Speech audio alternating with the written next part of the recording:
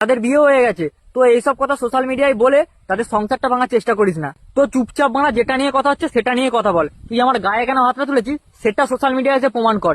Good morning বেটাগুলো ভিউজের জন্য আর কতটা নিচে নামবি সেটা বল। তুই বলতো মানে তোকে কবে কেলিয়েছিলাম আর তুই আজ পর্যন্ত মাথায় ব্যান্ডেজটা কি গাল মাথায় বেঁধে আছিস? মানে মাথা কি জীবনে কারো ফাটেনি নাকি? তাও মাথা তোর আমি মেরে ফাটাইনি, তুই মানে সবাই সেখানে সাক্ষী আছে। আমি আর বাদশা কথা বলছিলাম, তুই মাঝখান থেকে এলি, তোকে ধাক্কা দিলাম, তুই মানে সামলাতে পারিসনি, গিয়ে পড়ে পাথরে লেগে তোর মাথাটাতে একটুখানি লাগলো আর একটুখানি ফাটলো, তেমন বেশি রক্তও বাড়েনি। আর তুই এতদিন পর্যন্ত ব্যান্ডেজটা বেঁধে সিম্পত্তি চোদাচ্ছিস কেন রে বোকা চোদা?